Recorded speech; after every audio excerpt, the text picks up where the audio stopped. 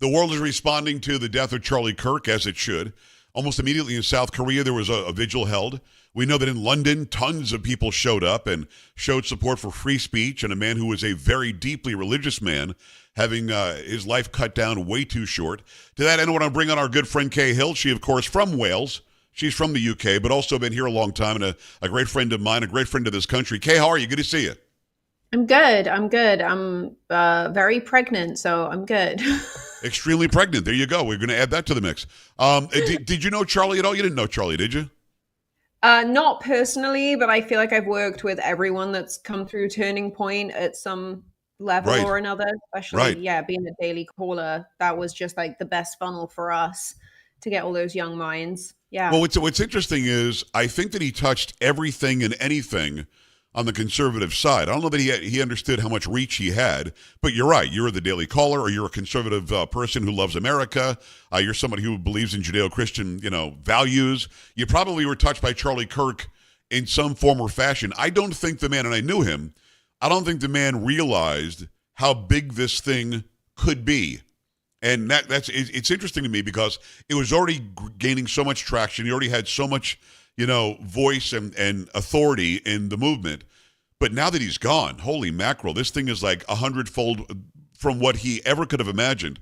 I mean, after Daily Caller, being in conservative media as you are, did you realize how big he could have been? I mean, I knew the guy and I knew he was on his way. I thought he could have been president one day, but I didn't know that this thing would explode like it has.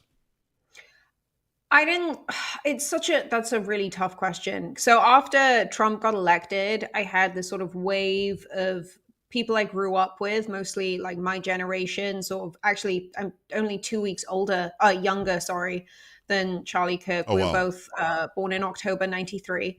Um, and I had a lot of people my age and around my age who I grew up with, who I went to university with. They all kind of reached out and said, yeah, things are getting pretty crazy over here in the UK. Like, we could do with someone like Trump, because they sat down and actually listened to what he had to say. That was kind of the one good thing that came out of the COVID pandemic, was people stopped going to the pub, and that's where they learned all of their news, like from the BBC, the Guardian, and the pub.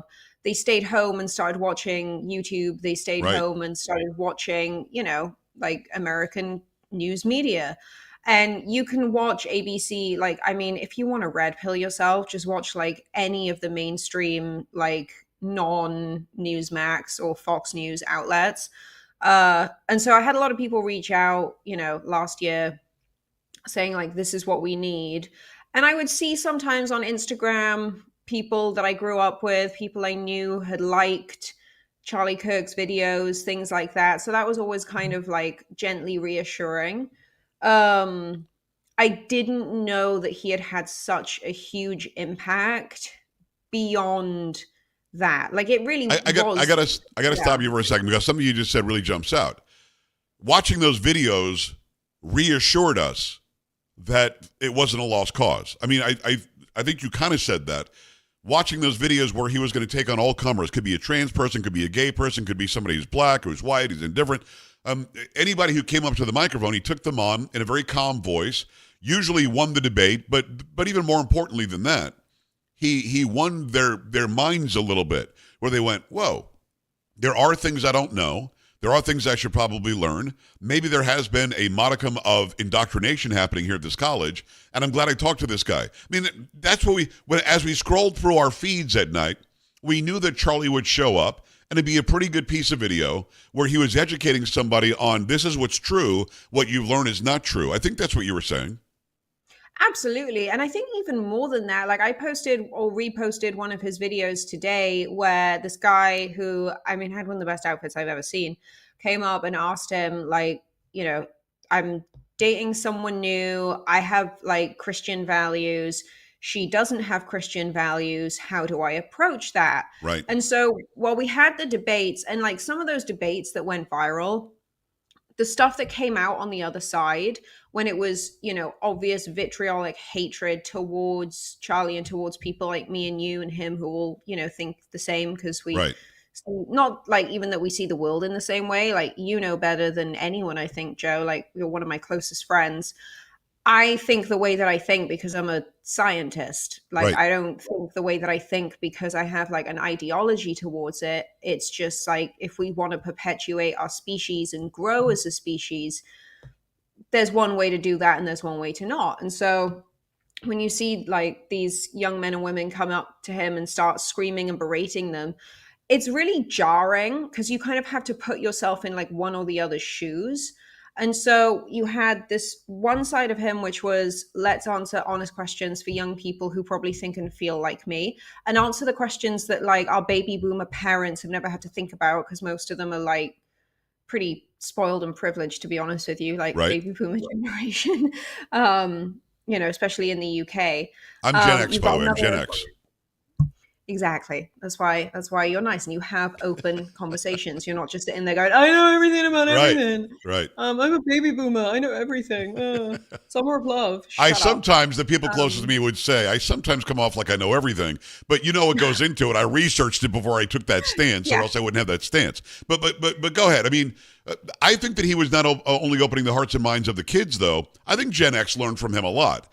I think baby Yeah. boomers, if they were open to it, probably not as much. They learned some, but even like the newest generation, even the younger of the Gen Z, if that's still what it's called, I mean, there are little kids, 4, 5, 6, 7 years old, who are laying down flowers, at TPUSA in Arizona. So I don't know that he understood the width of the swath of people that he got. I think that's what I'm trying to say. Oh yeah, and like not just here in the States, like that's what kind of blew me away was seeing so many people, like older people and much, much, much younger people come out in the UK in honor of his legacy, really more than anything. I hope, the UK is a very secular country. Like when I was growing up, I was lucky we used to have they're called vicars, but pastors come into the school and preach, which I don't think is allowed anymore. Wow. Like we used to sing the Lord's Prayer, sing it. It was kind of cute. Do a lot of stuff to do with, Bible stories. Like it was all like sort of very normalized. In my state run school, by the way, this was not like some private school. Like I went to a state, both primary and secondary school, both state run. Right. Very normal to have school prayer, things like that. So I grew up in the sort of like last epoch of that. So I feel really grateful that I had that. But I think for most people, it just went over their heads. And so kind of going with what Charlie's legacy was, it really was faith, family, and freedom.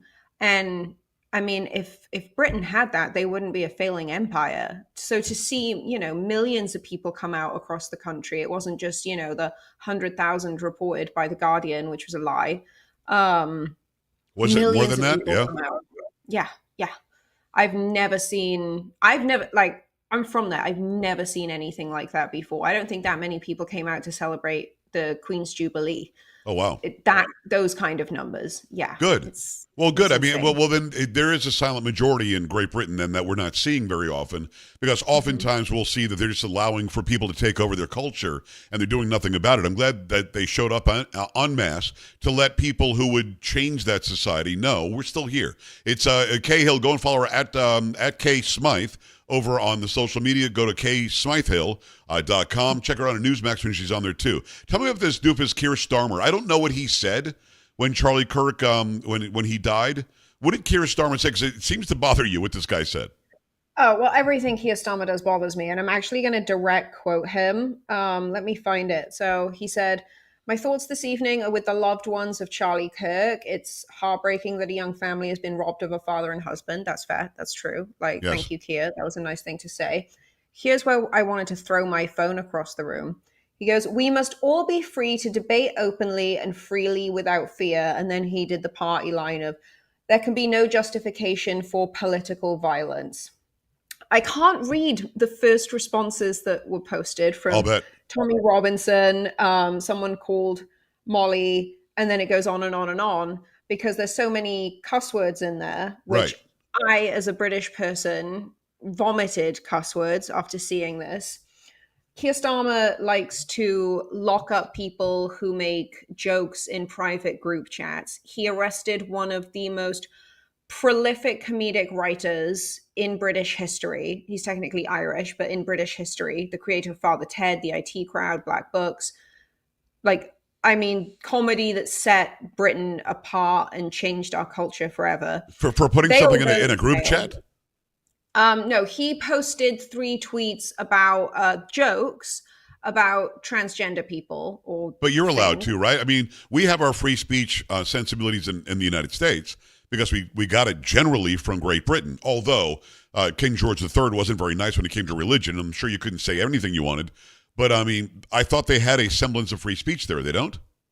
No, not anymore. And definitely, we did growing up, like we absolutely did, but no, not under Keir Starmer. You will be arrested for saying things that people don't like. If you like something or repost something that someone else says on social media and someone reports you for it, like this is straight up Nazi level stuff. But someone reports you for it, the police will come and knock on your door. It's terrifying. Like, I'm really grateful that no one in my family uses social media in any kind of meaningful way. But I think the only reason they don't is because they're scared of, yeah, like just communist, Stalinistic, like tyranny. And that's what Keir Starmer has completely normalized. He So is so a, it's not inciting anything. If you go on a social media platform and tell a joke about a trans person, you can be arrested in Great Britain?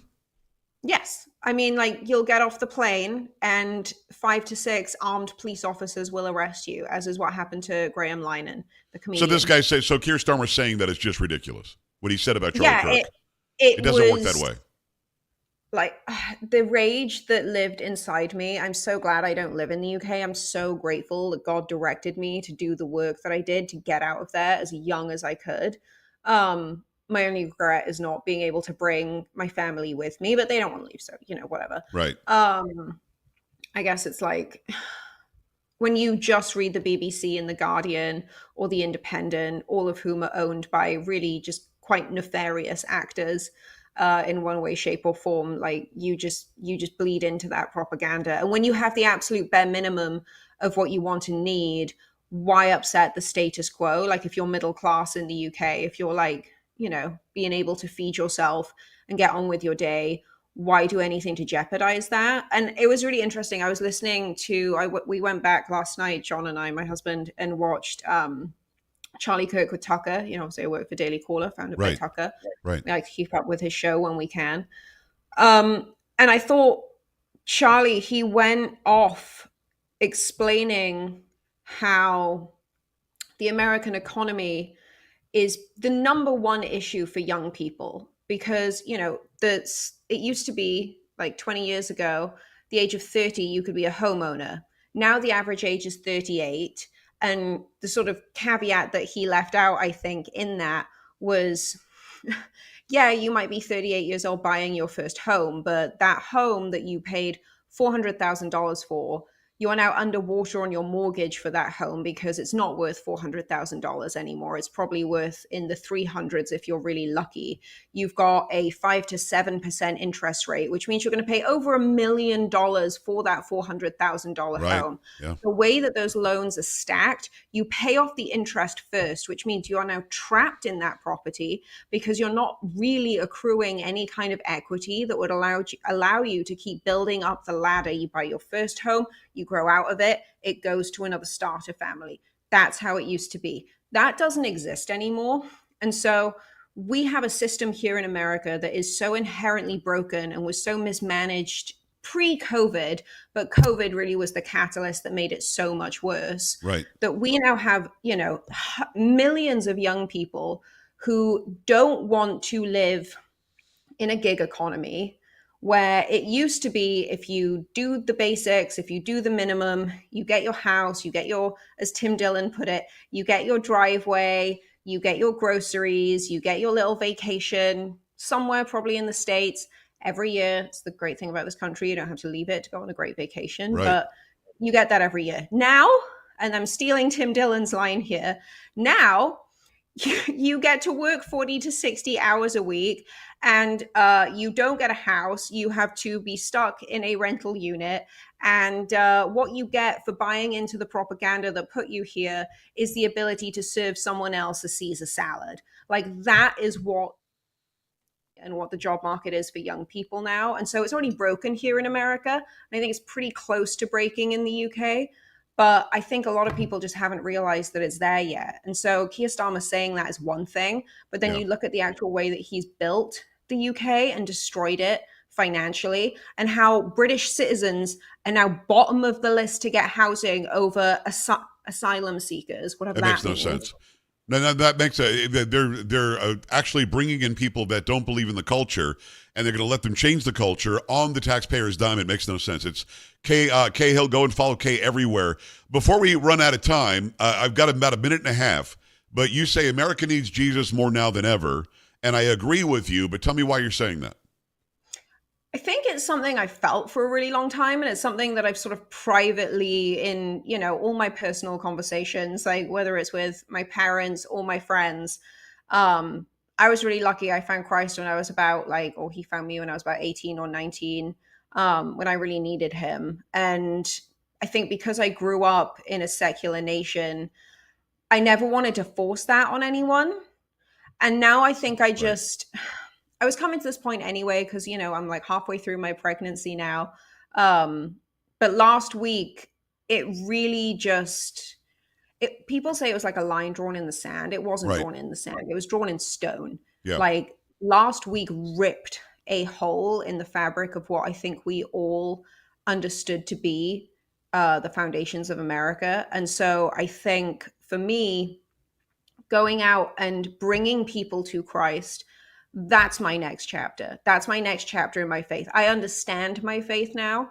And so helping other people find theirs, that's what that next thing is. So thank you for giving me an opportunity to talk about it, Joe. It Of means a course. lot. I'm sure we'll have a lot more to talk about it in the future. No, I think a lot of people are.